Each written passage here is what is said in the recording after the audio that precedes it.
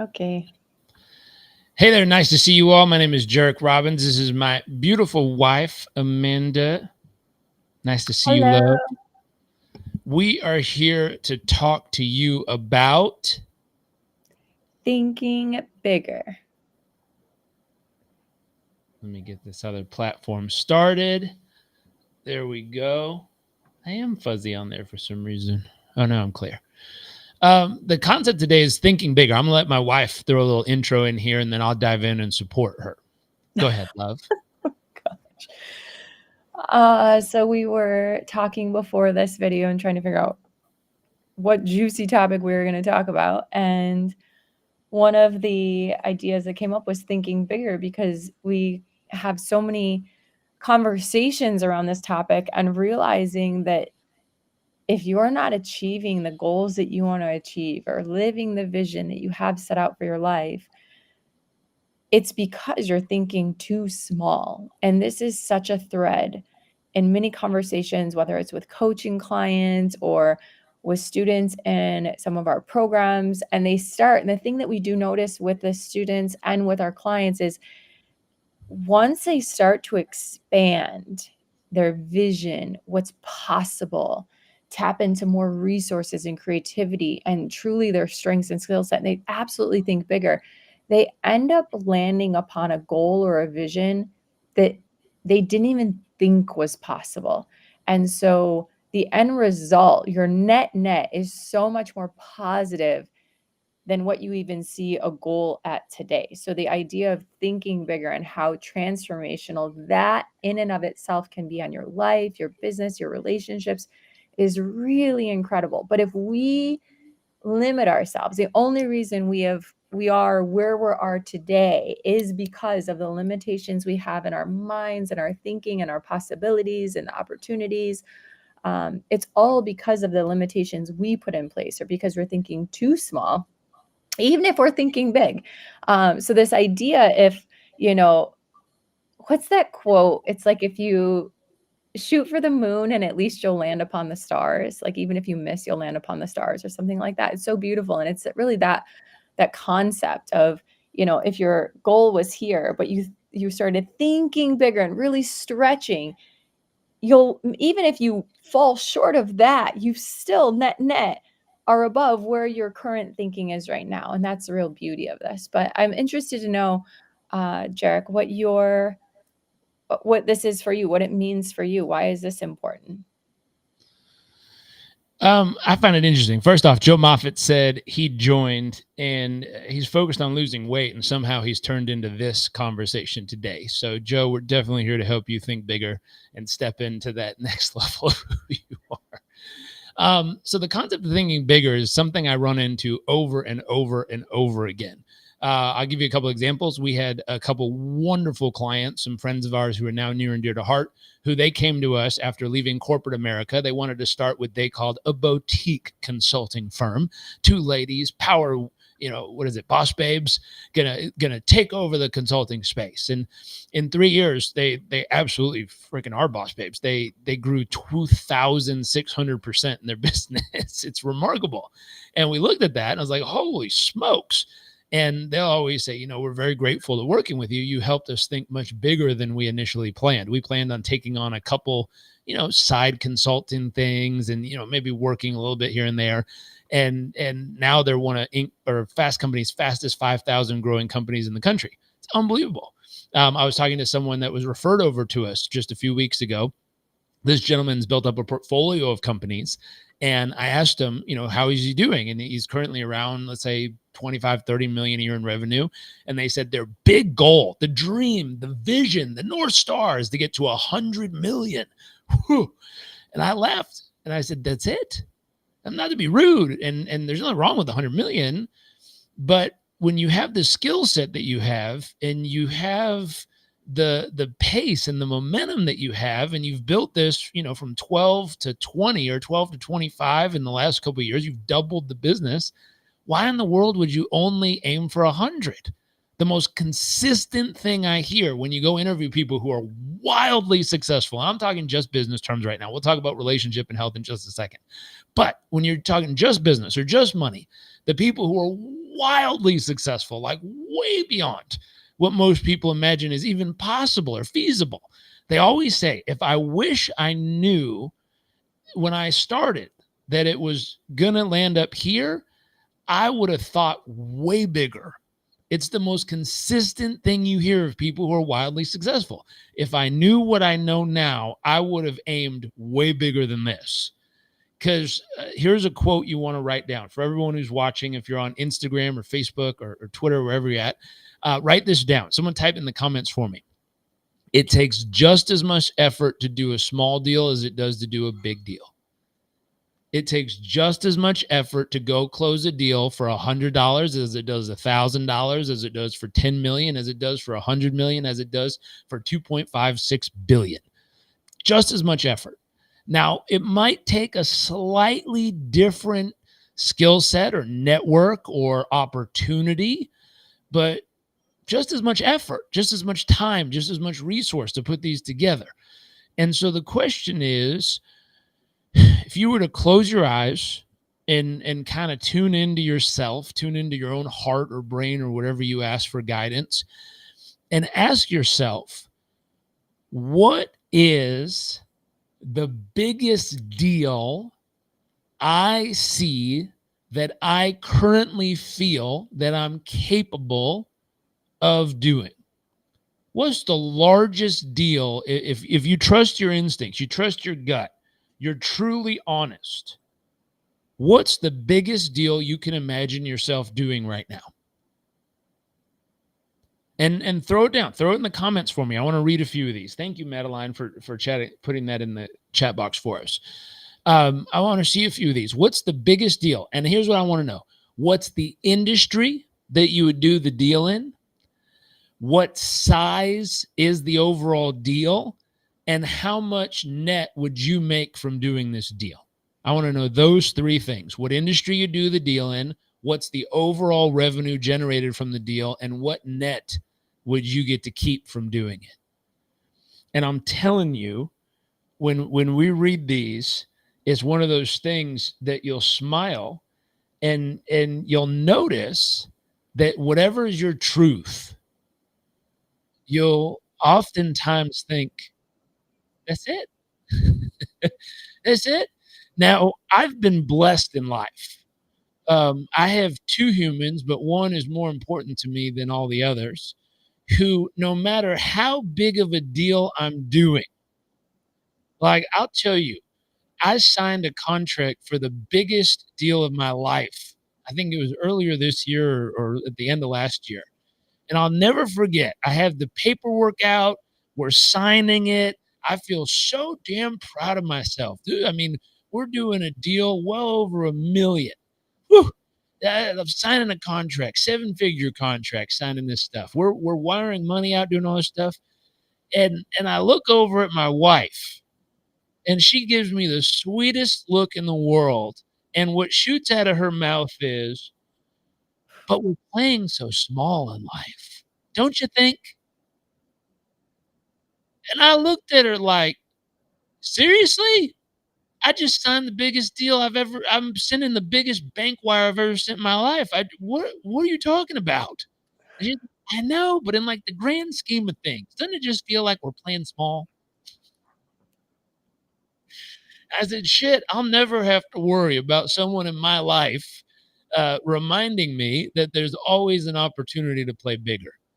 And love, I love to hear the brilliance behind that. I can tell you, it's her tenacity for life. It's her love of going after what's possible. It's her drive and passion to experience all that's available. It's not out of judgment or spite or talking shit or anything like that. Truthfully, I really feel in her heart of hearts, there's a genuineness to it of seeing what's possible and saying, why not? If it's out there, let's go do it. Let's go try it. Let's go experience it. Let's go see what that's like. But I'd love to know, where does that come from for you? What is that drive that I find it inspiring, luckily, and I always. But where does that come from? When I was younger, there was a class that I took. It was like, I want to say in middle school, and I ended up learning about different class systems and, that exist, and some you're born into, right? Like in India, um, Yeah. and also in the States, for example, in many different countries. And so I remember learning about this class system. And at the time, actually, for I think most of my childhood, we were on food stamps and welfare and free lunches and all that jazz. And without it, we might not have food, right? So it definitely helped us. And I happened to be in these classes where I was in, what's it called? Like the gifted program, like where, I don't know, supposedly smarter Special kids ed? are in. No, not special ed, but um, AP. yeah, I was in like Sorry. some, what? You said gifted. I didn't know which type. Gifted, like gifted and talented. And so you're Got in it. like more advanced The classes. advanced classes. This is just in middle school, right? Mhm. And I'm kind of looking around at a lot of kids that are in these classes with me, and they're not all like whatever. So they live on the lake, they have boats, big houses. They're definitely not standing in the free lunch line. There's some of my friends as well, and I just started to notice these differences, but there wasn't all that much different, to be honest. Like they were the same. Like their parents work, so do mine. Uh, like all of these things, except that we, for some reason, didn't have much and they had much more. And so, with that, and I'm learning about these class systems, the idea was the thing that really stuck out to me at this young age was whatever class system you're born into, you're likely to just stay in. It's very Mhm. hard to get out of a class system. And I'm looking at the students next to me before lunch, before I go stand in the free lunch line, and my parents are like just trying to make ends meet. And I'm like, yeah, I don't think so. That's never going to happen. There's no way I'm going to repeat this cycle of being living at this poverty level or something, or this super like low class when it comes, like my parents are working incredibly hard and so are my friends. What's the difference? And so I started to take just clues of what they did go and get college degrees. I don't necessarily think that's required now, but in my childhood, in my with my child brain at the point, it was like, okay, I need to go to college. No one in my family has done that. I need to do this. I need to do this because I want to break out of this cycle. I want to change this because I don't even want my family to stay in this class system, right? And this like whatever. I don't want to get into the details of it because it gets me really emotional. But the I knew I wanted to change things for my family then and my family that I would create, our kids, right? And so with that, that's really it. And so I have this programming of, and you've said this as well. They have two eyes, two ears, a nose, a mouth. Like they have a brain. I have a brain. Like if they can do it, why can't I? And so that really, like you've said that. So you also have this thinking. I just tend to have a lot of fire behind it because it was a very young kind of awakening to like, oh, there's no way this is repeating itself. Like it stops here. My Mhm. parents have the heart, the love, the work ethic, all of those things. So there's no reason. And so I just need to do this a little bit different or better or something. And I'm going to take all those beautiful gifts they've given me, which is the heart and the work ethic, and I'm going to do something with that in a way to really challenge that it doesn't have to be like this. And I come from a place in the Midwest, which has is known for work ethic. But one thing I've noticed, and I love it, there's beautiful values, but there's this fixed mindset that kind of comes along with it. And that's something I just refuse to subscribe to. And so the long story shorter is that noting that a fixed mindset will never serve you. So if you're like, and so it's challenged me to adopt a growth mindset. And it's beautiful because I look at things and I'm just like, okay, this is what's possible. And then I look out, not in a way of competition. I look at it as a source of inspiration. If they have two eyes, ears, and a nose, and a mouth, and a brain, like they can do it, so can I. And so it's just one of those things where it's not that like more is better or it's never enough. It's not even coming from that. It's more of I want to prove to myself what's possible. And I want to pave this pathway to set again, my family up for success, or our family up for success, as well as not even give this to our son, but to show him what's possible, right? And so we will teach these things that I was not taught. And so I think that when I say playing small, and where does that come from? It comes from knowing that we can absolutely achieve anything we set our mind out to, our mind to rather. And so I just challenge us always, myself and you. Sorry, not sorry. I love you. I challenge us always to not get not complacent, but almost like content in that, like, oh, we're good here. Because I think that oh, we're good here can leave some unfulfilled dreams, or not tap into our highest potential, or prove what's possible for the next generation. You know what I mean? Yep. So something like that. That's kind of a really long-winded answer. I There's get so it. I very had good it. So question. thank you for sharing that, love. I have a slightly different experience. So, um, that experience you went through was what my mom and dad went through. And they both wanted to change things from how that was when they grew up, and how they wanted it to be different. I did too, in different ways though. There are different parts of my life that I went, ooh, I want those to be different. And so I take a lot of pride in some of the choices I've made as a father, or as a husband, or as in different, my health, stuff like that. Um, what I find interesting though, and I love this about you, is that desire to not only do it for yourself and for us, but to get other people to do it too. And that's where you and I have a deep alignment in this, where I spent the first part of my career figuring out, I want to be able to work from anywhere. I want to be able to have total freedom. Freedom was more important to me than money. Because people Yeah. always say, I want to get more money and more money and more money and bigger and scale the business and more. And I'm like, well, what do you think you're going to get? And they're like, I want freedom. Because when you have all that money, then you have freedom. And I was like, sometimes, or you're chained to a business that requires you to be there forever if you don't do it right. And I was like, I want freedom. If that's the end result, I said, why don't we aim for freedom instead of just stuff? And so we can get tons of stuff along the way, which luckily, knock on wood, we've been able to do so. But why isn't freedom the highest priority there? And so I built this whole business from scratch. I wish I had a picture of it. It's kind of funny. If anyone's on here, Val or Bonnie or anyone who was my first roommates when I started my business, I lived in the front den of a house. I had 3 roommates.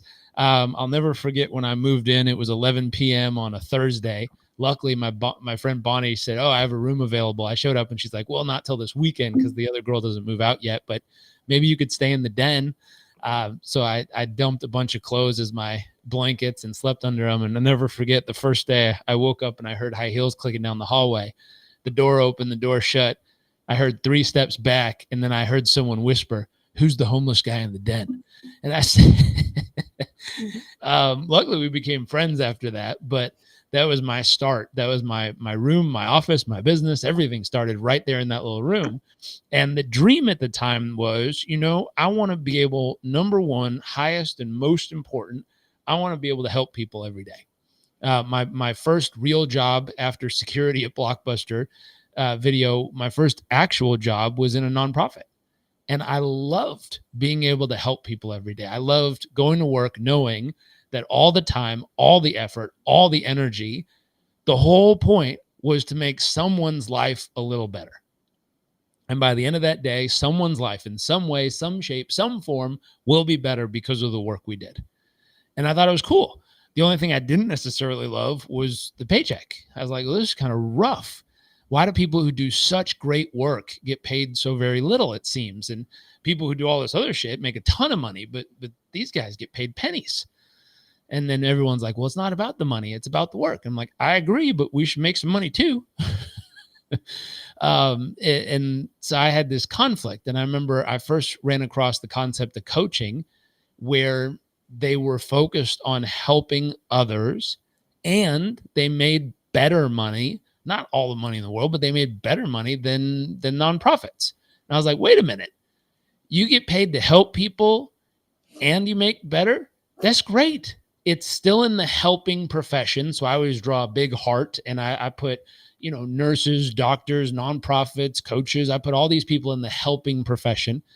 And I'm not talking about the Instagram coaches on a jet telling you to take their course and get rich kind of crap. I'm saying people who genuinely have the right heart, who genuinely want to help. That is the goal, to help others. That is the top priority. That is the most important part.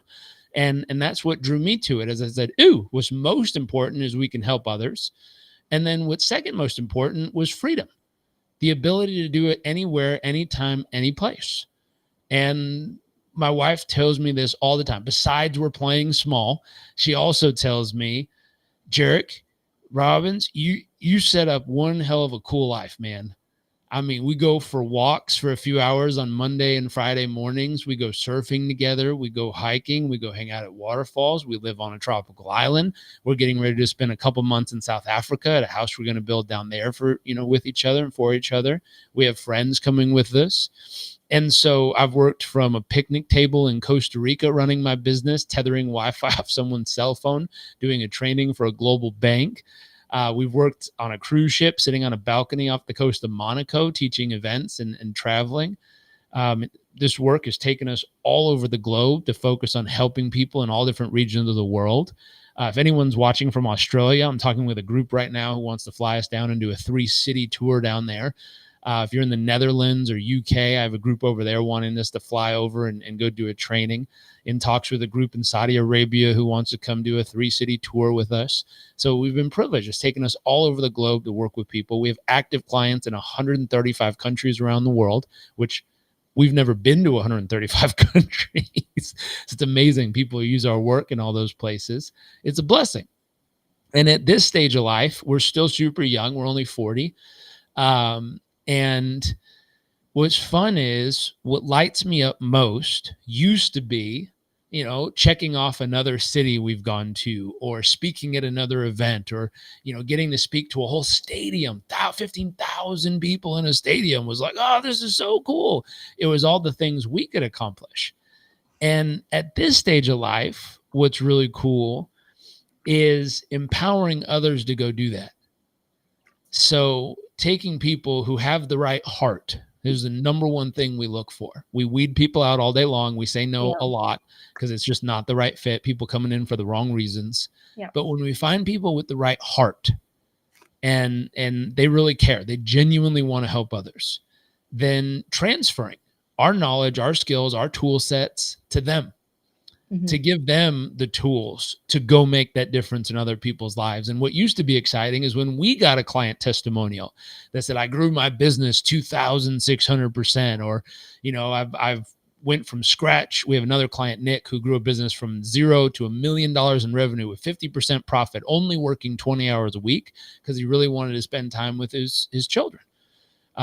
We have other clients we've helped grown 50% in revenue and 171% in net profit and 192% in profitability. We've done this over and over again, and it's exciting for us to see those testimonials. If you want to see them, go to jarekrobbins.com, scroll down. You'll see tons of testimonials of people's businesses and life and health and relationships we've helped. But what's more inspiring to us at this stage is when the people we've trained send in their testimonials.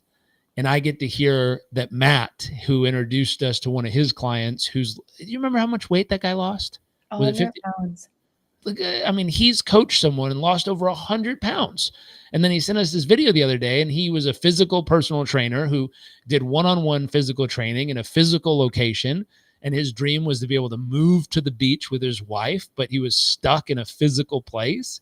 And he came and took the Performance Coach University with us. He learned the skill set, learned the tools, not only enhanced and bettered his personal training physically with people, but it also allowed him to create some leverage to do it location independent. And he just sent us a message the other day that him and his wife are moving to the beach. And tripled their revenue. And tripled their revenue. I mean, I was more excited about their freedom in their life, but tripled their revenue and moving to the beach. I think that's pretty freaking cool.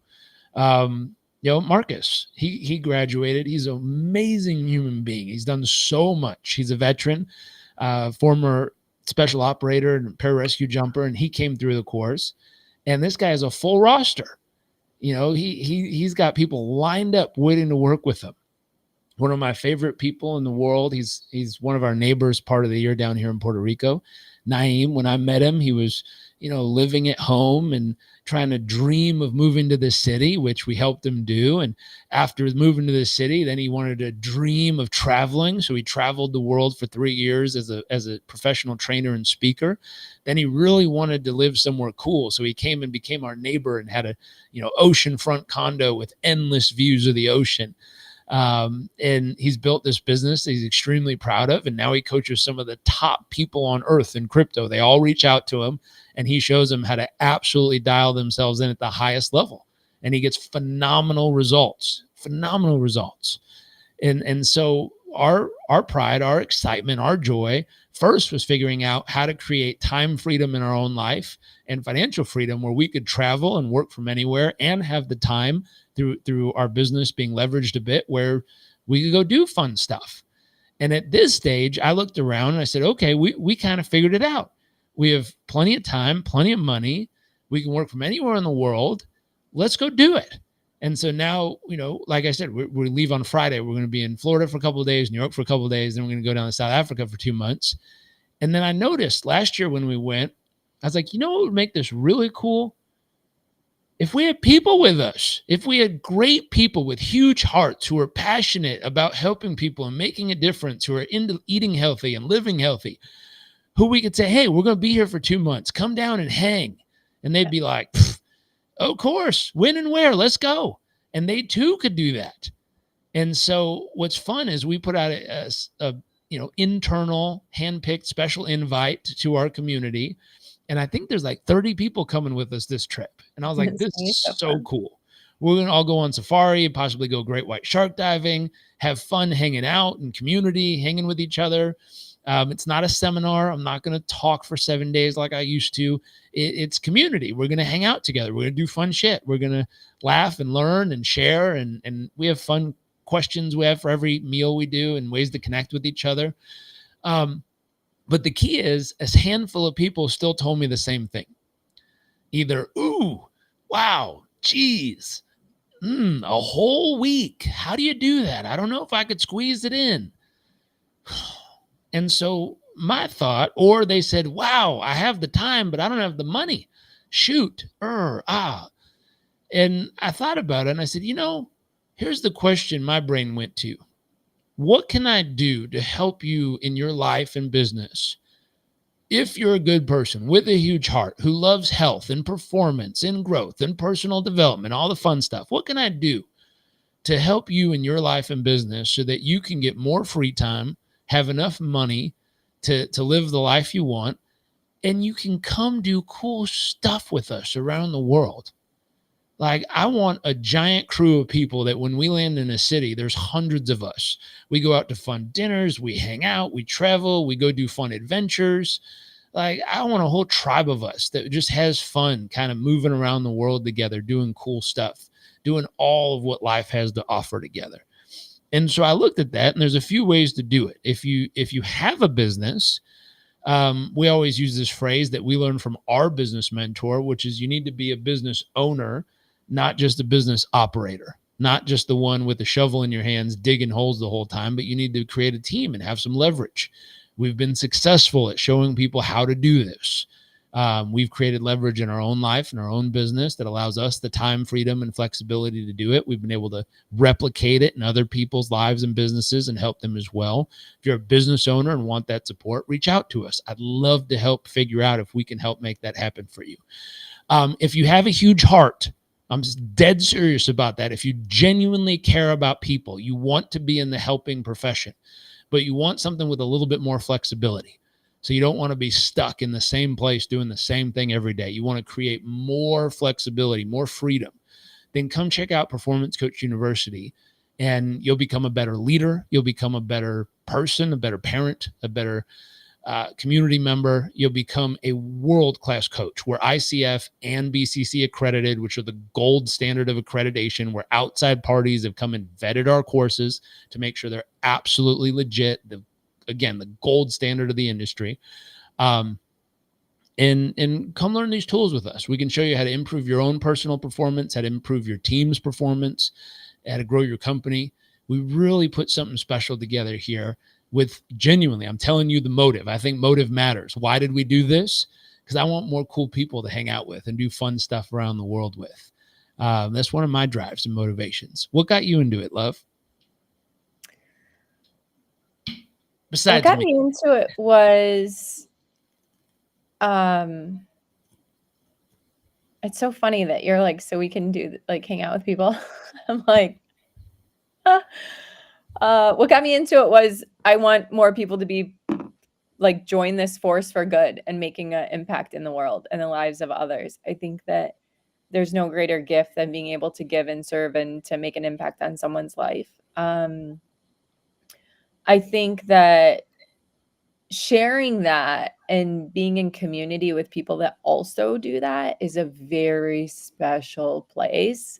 Yeah. So it's funny because I wouldn't have thought of like for people to hang out with, but as you mention it, when we are, I think every day with our community of performance coaches around the world that we train and we stay in touch with long after they've graduated, Yeah. it's an honor and a privilege to do this work, not only as a coach, but also as a mentor in the program, to be able to connect with other people that just choose to live life at, like, again, think bigger, taking bigger action, making bigger impact, to really tap into their fullest It's potential and help other people do the same. And I think for anyone that is just so activated and inspired and hungry to like to continue to tap in into their own potential is incredible. And when they help others do it, yeah. and that's like their gift, their superpower is to see the potential in others and activate that, to call it forth, to fully allow and help that person to tap into their fullest potential. It's such a gift and a privilege. And so, yeah, I think the thing that really drives me is, one, just making an impact in the lives of others. And Yeah. then two is being a part of this force for good, of this ripple in the world and this community that's completely global, all doing it together. There's 8 billion people in this world. We might not be able to serve them all ourselves. And honestly, even if we could, it's so much more fun to share it with others because we all have our own unique gifts and voice and talent to bring to this world and to share with others. So to be able to share that with the coaches that come through our program is absolutely incredible. Like, there's so many people when someone reaches out and they need help with something or some area. It's incredible to be able to not know that I'm not the only one that can do that. I actually have a whole community of people that I can also connect you with, that I can count on, that's absolutely going to deliver and serve. And that's a pretty awesome peer group that chooses not to just settle for status quo. Yeah. And what's neat, something you just mentioned, it's people who don't get caught up in the chaos of the world. We don't listen to all the junk and distractions and messes. We're focused on building the life that we dream of and helping others do the same. Yeah. There's so many different ways to phrase it, but it's like people who are plugged into the rat race, who are just doing the same stuff every day, calling it a different day. I think there was a quote that says, "Don't live the same day 75 years in a row. You didn't really live 75 years. You live one day for 75 years." Mhm.